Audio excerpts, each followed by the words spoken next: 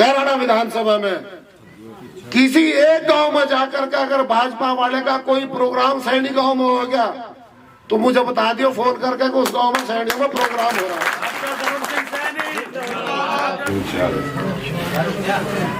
और होना भी चाहिए था। दोस्तों बुजुर्गों में समाजवादी पार्टी में अगर आया हूं तो इसके पीछे भी भाई चौधरी नाहिद हसन साहब जो हमारे भांजे हैं विधायक जी, उनका सबसे बड़ा अहम फैसला कदम है। मैं प्रतापगढ़ था, लगभग मेरा एक कार्यक्रम था प्रतापगढ़ में, और रास्ते में मैं जा रहा था तो भाई नाहिद साहब उनका फोन आया, वो लखनऊ में थे। तो जब ये लखनऊ में उनका फोन आया, इसने अंकित रहे बच्चा हमारे साथ में, इसने फोन किया कि विधायक जी का फोन है, दिया मुझे। तो हमने कहा विधायक जी नमस्ते हुई एक दूसरे की, वो तहजीब का लड़का तो है ही है। उन्होंने कहा मामा नमस्ते। मगर नमस्ते भाई विधायक जी ठीक हो? कहा ठीक है मामा, बस ज्यादा बात तो बैठ के करूंगा, अगर बस देर ना कराओ आ जाओ इधर। हमने कहा ये बात फोन पर ना करें तो बैठ के कर लेंगे। अरे जी नहीं, फोन पर ही कर लेंगे, मुझे इससे ज्यादा मेरे को और कितने मुकदमे लगा लगे और क्या होगा। मेरी उनकी बात काफी देर तक बैठ करके हुई, फोन पर ही हुई। और उसके बाद में फिर वो तो असल में चले आए क्योंकि उन्हें आना था वापस, और मुझे रात हो गई थी प्रतापगढ़ से आते हुए वापस। इस दौर में मेरी कई बार बात हुई। उस दिन वो हमारी बच्ची की शादी थी, तो मैं वहां सागर रत्ना में वहां भी गया। वहां भी चौधरी साहब से मेरी भाई ये अमजद प्रधान जी थे, इनसे बात हुई। उसके बाद फिर विधायक जी से बात हुई, और जिस दिन विधायक जी ने सरेंडर किया उस दिन कम से कम 20 मिनट मेरी विधायक जी की बात हुई। वही श्याम जी कोर्ट में ही थे वे, आपको पता है, आपसे नंबर लिया था उस लड़के का। तो मैं ये कह रहा हूँ कि मुझे तो लाने वाले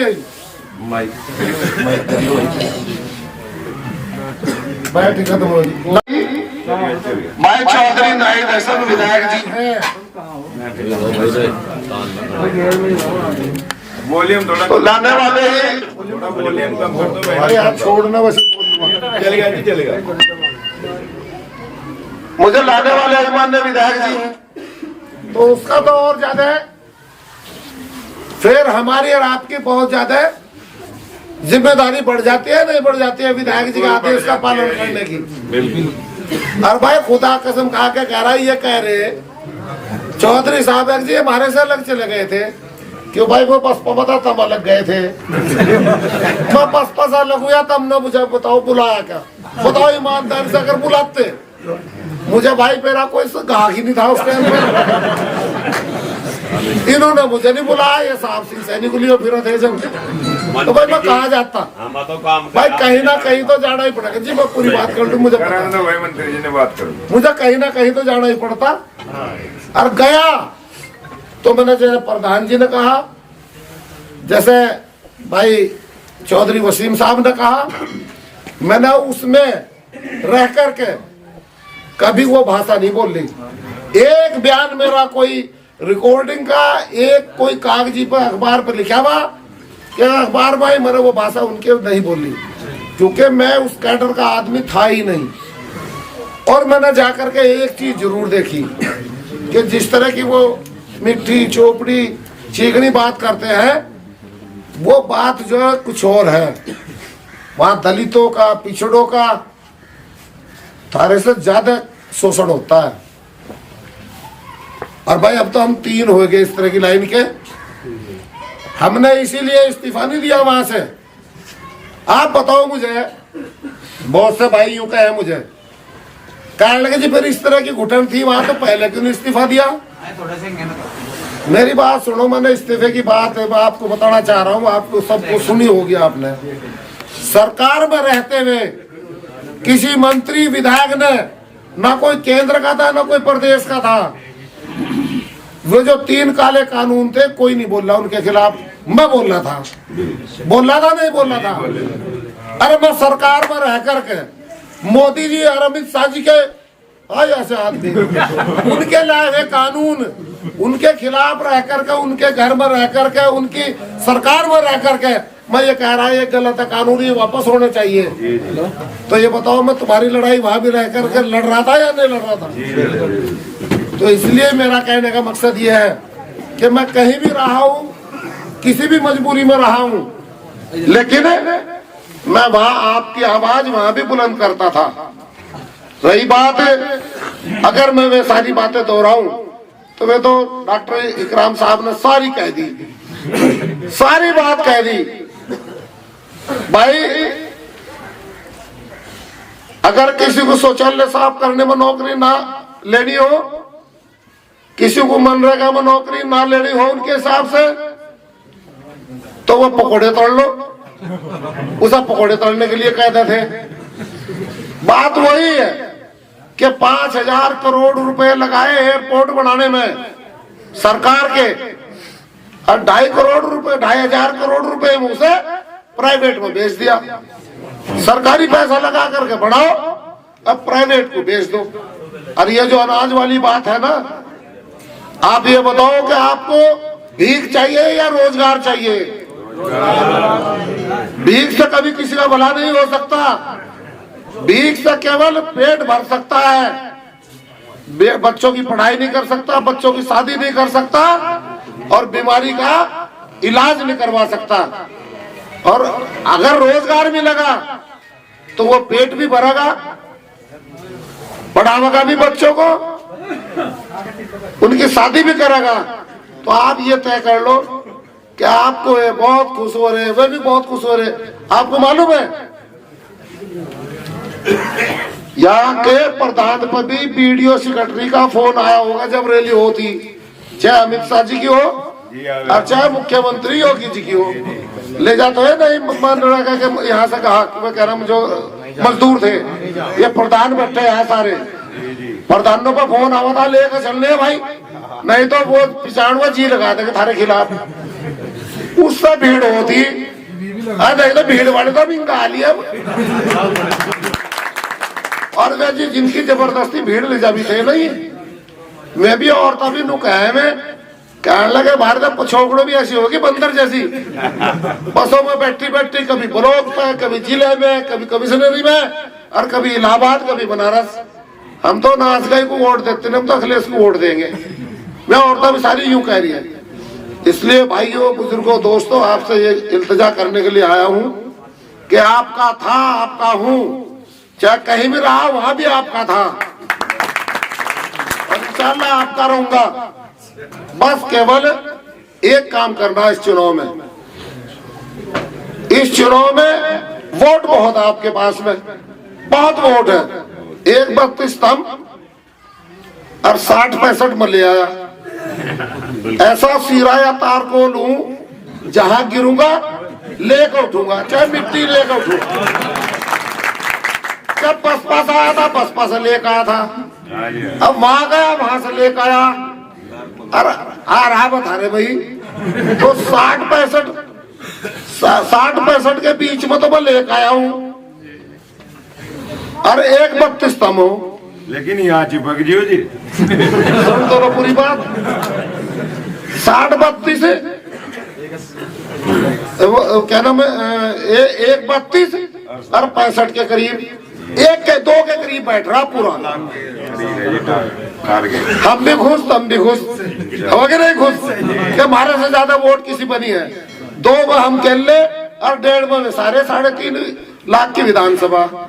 लेकिन सुन लियो मेरी बात, वे डलेंगे कैसे? जब वोट गिरने जाओगे, जब वे वोट गिरने जाओगे, आप लोग वोट डालने जाओगे तो आपसे मांगेंगे वैक्सीन लगी, खांसी लगी, ला पर्ची। आप पर्ची लेकर जाने के नहीं, कहने लगे जा वापस, जहाँ 5-4 को वापस भेजे, वे 5-4 आकर कह देगा अरे भाई मैं नहीं गिरने दे रहे। तो एक तो वो कार्ड जो मिला हुआ वो लेकर जाओगे, ये समझने की बात है भाई। जिसने ना लगवाई हो वो लगवा ले, बुरी चीज नहीं, अच्छी चीज है, लगवा लेनी चाहिए अगर किसी ने अब तक ना लगवाई हो। चौधरी साहब मैं बता रहा हूँ, कभी वो कहे अब वो नदी में को वो क्या नाम है, कुणबा झुका तू और डूब गया तो डूब गया, वो कहावत है ना, लेका जोका झुका तू कुणबा डूब गया को। तो इसलिए उस मुकालते को तो रही हो ना। मैं एक बात आपसे दावे से कह रहा हूं कि अखिलेश यादव की सरकार आगरे से परपरारी, आगरे से परपरा। इधर तो तब सरकार में मजे लेने हैं तो अपने विधायक बना लो, और चाहे वे गुंडा एक्ट लगा लो, चाहे कुछ और एक्ट लगा लो। वो भी ऐसे बाप के औलाद है, ऐसी माँ की औलाद है नाई दसन, वो जेल में से जीतेगा। और आप सुनो, वहां जाकर के कैराना विधानसभा में किसी एक गांव में जाकर के अगर भाजपा वाले का कोई प्रोग्राम सैनी गांव में हो गया तो मुझे बता दियो फोन करके कि उस गांव में सैनियों में प्रोग्राम हो रहा है।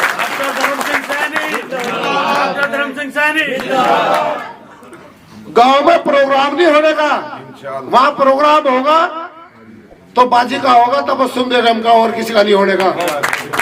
वहां प्रोग्राम होगा तो चौधरी वसीम का होगा, इसके अलावा और कोई नहीं होने का। हाँ, वो भानसी भारी इकरा वो होगा तो उसका होगा, उनका नहीं होने का, भाजपा वालों का। भाजपा वालों का एक प्रोग्राम तो होगा, एक प्रोग्राम होगा, क्या लाठी लेकर उन्हें दौड़ाने तो पड़ सके, ये प्रोग्राम तो हो सके। तो इसलिए मेरे बुजुर्गों दोस्तों, वक्त भी कम है, हर गांव में हो सकता है मैं न जा पाऊं, हर गांव में हो सकता है मैं न जा पाऊं। और आप कहो जी हमारे यहाँ तो आए नहीं, वोट कैसे दे रहे। हमें बांटने की भी साजिश रची जा रही है, और बांटने की साजिश ये रची जा रही है कि एक भाई मारा उससे लिया टिकट, इस तरह बसपा से, अब बसपा से लिया तो देख लो भाई, बसपा से टिकट लिया तो देख लो क्या स्थिति है, जीत जाएगा क्या वो। तो भाई बात सुनो, केवल एक बात तय कर लो, यो तय आप लोगों को करना है कि बिहार पैटर्न पर वोट देनी है जिससे गठबंधन की उनकी सरकार बन जाए, या बंगाल पैटर्न पर देनी है वोट जिससे थारी पेवर बन जाए। गलत तो नहीं कह रहा हूं। और भाई कोई गिले शिकवे होंगे बैठ करके निपटा लेंगे इलेक्शन के बाद में, और अगर कोई है भी तो मैं माफी चाहता हूं भाई, कोई इस तरह के हो तो मुझे माफ कर दिया, इसके लिए मैं कहना चाह रहा हूं। लेकिन मेरे लिए नहीं, अपने लिए एक दिन लाठी खा लियो जिस दिन वोट पड़ेगी, 5 साल तो आराम से रहोगे। और अगर एक दिन इस चक्कर में बैठ के कि भाई यहाँ भी तबर्रुक बांट दो, वहां भी तबर्रुक बांट दो, तो फिर पिछले से ज्यादा अगला हाल होगा। अब गरीब ना हुआ, अगले नंबर पर ज्यादा होगा। ये आपके हाथ में है। आप लोग ना जी तो प्रधानी में मेरे खिलाफ लड़ा था, यो धर्म सिंह से मिल लिया, धर्म सिंह इसका आ गया, या प्रधानी में जीत गया था, प्रधान का आ गया, मेरा आया नहीं हारे देखे, धर्म सिंह तो इसी की सुनेगा। अरे भाई मैं ये कह रहा हूँ थारी पार्टी में हूँ, सबकी सुनूंगा, कोई ऐसा नहीं रहने का, नहीं सुनूंगा। मैंने तो उसमें रहते हुए सुनी, इसमें तो हूँ ही सारा का सारा थारा। तो इसलिए बस आपसे एक ही गुजारिश है कि बैठने की जरूरत नहीं, बटने की जरूरत नहीं, इकट्ठे होकर के बिल्कुल पूरे तरीके से 1-32 और वे जो 60-65 में है सारे मिलकर के 90-95% वोट पोल होना चाहिए, तभी जीत है।